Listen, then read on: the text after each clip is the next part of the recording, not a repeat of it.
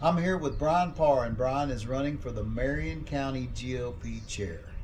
We thought we'd do this video, and so you can get a chance to take a look at what Bryan is and what he represents. So Bryan, let's start. You ready? Yes, sir. Got some questions for you. Okay. Why did you decide to run for the Marion County GOP chair? I saw a problem developing. It's been developing for the last 2 years specifically, because 2.5 years ago we had 90% precinct representation in the Marion County GOP. That's now dropped down. We've had 4 chairs that are empty and remained empty, and 2 others, so we have 6 chairs that aren't being active in the Marion County GOP. That's a problem. That means that there are 6 precincts that don't have any representation. And I'm a problem solver, and I want to fix that problem. I see the problem, I've identified the problem, and I have solutions to fixing that problem. So other than that, what other major problems have you seen in the Marion County GOP over the last 2 years?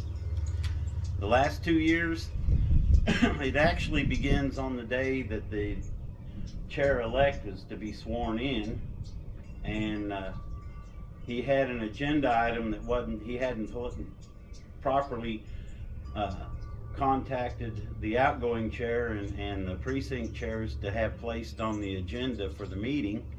And he came into the meeting and immediately took over the meeting and was trying to force in his new bylaws. That was his agenda, was to replace the previous bylaws with his own bylaws. And a point of order was called, and he started shouting down the person that called the point of order, which they had every right to call a point of order because he was trying to get an agenda item that wasn't on the agenda. And 4 or 5 chairs got up at that. There's a video out. I wasn't able to make that meeting because of stuff going on at the house, but there's a video out that shows, and I believe it's 4 or 5 chairs got up and walked out of that meeting. He lost a quorum for voting on anything under those bylaws. Well, he basically hijacked the meeting and put his bylaws in place, and I think against Robert's Rules of Order and probably against the state Republican Party's rules, and then basically did things that he wanted to do, and he didn't even take any input from other chairs or even members of the party, did he? Not that I know of, no. Yeah, I don't think so. So yeah, that's a problem. That's kind of basically my way or the highway, I think. Right. And there's not a problem with changing the bylaws if you want to change the bylaws, but it has to be voted on by the precinct chairs and agreed upon by a majority of the, and you got to have a quorum. When there's 10 precincts, a quorum is 7 chairs being at present for voting on things. But his new bylaws, it's written where a quorum exists with whatever chairs, precinct chairs are present at the meeting, and the county chair. And so I've been to meetings where there's only 2 precinct chairs and the chair, county chair there, and the 3 of them were addressing agenda items and voting on it, and 70% of the county wasn't represented at the meeting. My goal is to, first and foremost, is get the empty chairs and inactive chairs active and filled, and bring together representation, because the sole purpose of having a Marion County GOP is so that the Republican citizens of Marion County have a voice. They can come to us. We're their ears. We listen to their concerns. They can tell us their concerns. They can ask questions about what our representation in Austin and Washington, D.C. is doing. We can research and find out the answers for their concerns. But it starts at the county level and goes up to Austin and Washington, D.C. and that's a very important role. I agree. Bryan, in what way has the current leadership alienated longtime members? And left many Republicans feeling unheard or sidelined? Uh, one person that I spoke to directly felt like every time they came up with an idea that was going to be beneficial to the county as a whole, all the citizens of the county, the current chair would, if he liked the idea, then he took the idea and presented it as his own. He wouldn't share any credibility to anybody else that came up with ideas. He likes to be the main center of focus. And when you're that way, that causes division. People don't want to be around you. They don't. If you're not going to work with them, they don't want to work with you. And that's a very important thing to remember. You gotta respect the people you're working with. And I think the main cause of these chairs being empty is a lack of respect for the people that ran for those precinct chairs and were willing to put in their efforts as servants to the county. And when you don't respect the people working with you, they will not work with you. I agree. I think that's very much true. How do you describe the difference between being a leader and being a boss in the context of running the county party? The leader leads by example and through encouraging ideas and suggestions and input from his team. And a boss thinks they can do it all by themselves. And that's why we have empty seats. That's why we have inactive chairs, because the boss is telling everybody how it's going to be. He doesn't want to listen to their opinion. And if they have an opinion he likes, then he takes it as his own. And the difference between a leader promotes the team and lifts them up and encourages them to do better in their own endeavors as well as for the team effort, and a boss is a bully with a rule book. Well, I think one of the prime examples about your opponent is that he ran for county chair 2 years before he actually won, and he lost. And a true leader, or someone that was really interested in the party, would just take that loss, stay involved in the party, and continue to do things to promote the Republican Party. But not Hunter. Hunter went off and started this Republican Assembly, and basically, I think, fractured the party, don't you? I believe he really fractured the party. So he got his little followers over there in a little group, and then he kind of ran his campaign from there. And I don't think that's leadership. I think what that is being a sore loser. So I don't. Yeah, that was the big thing about me. I mean, I've run for races before, I've lost, but I was still part of the team.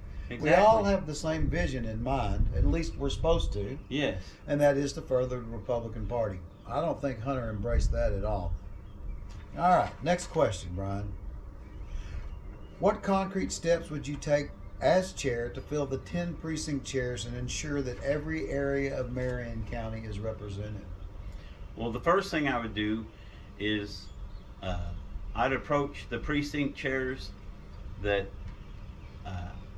have vacated their chairs and ask them if they would be willing to come back and work with me and let me hear their ideas and let them have another chance to represent their precinct. That's very important, having your precinct represented. Now that's 4 or 5 chairs right there. Yes, yeah. Exactly. I've talked with some of the precinct chairs that have been fed up with his bullying tactics and being a boss at the meetings, that they will not physically attend the meeting.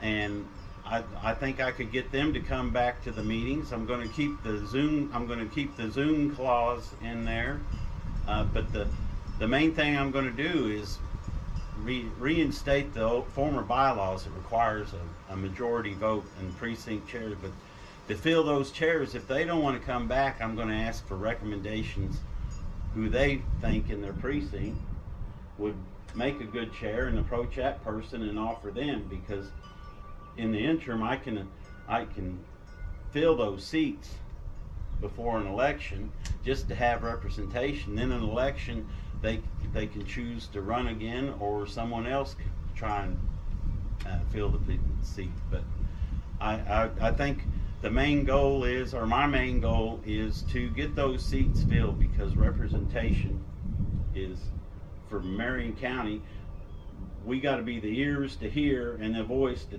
take it to Austin and to beyond.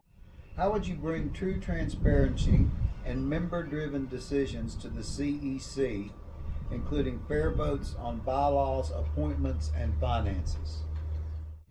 Well, I'm going to continue with the live streaming. I think that's a good deal. But first of all, for transparency, you've got to have all your precincts represented. So that's very important. I will also make it available for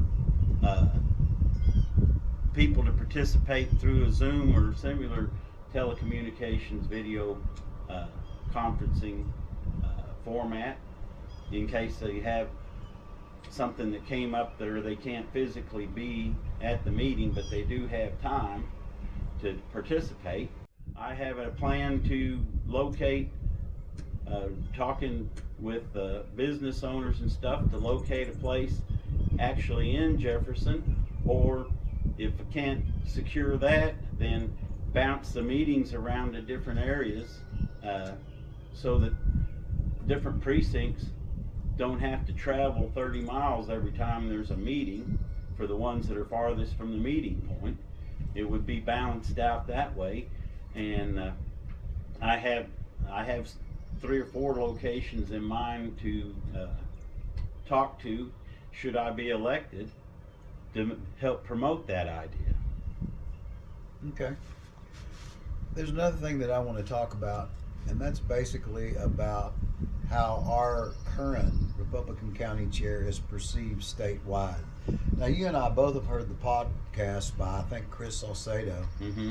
And basically, when Hunter was elected, he did not receive any votes or enough votes to become a delegate to the state convention that year. Yes, that's true. But what he did do was go down there and present himself in a forum, which was basically the laws of that convention state, that you must be a delegate to address any forum.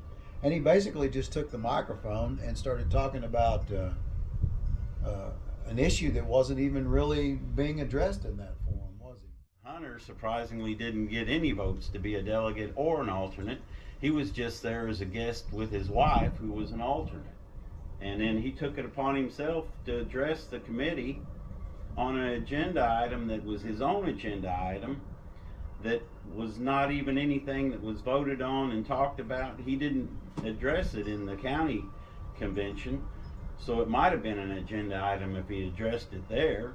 And so it didn't, he went rogue, essentially. Yeah, and he did.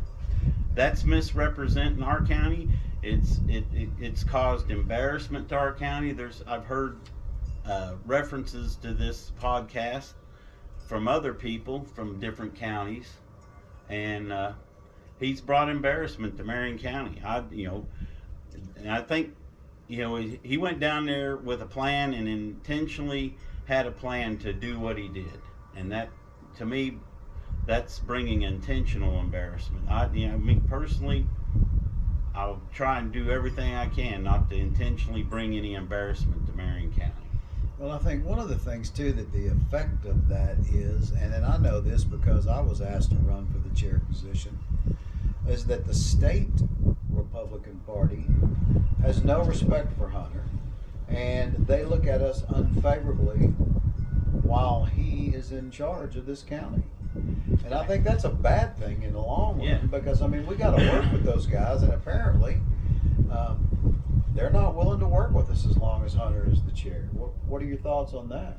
I think you're very correct, and that is a serious matter, because we have serious issues in Marion County.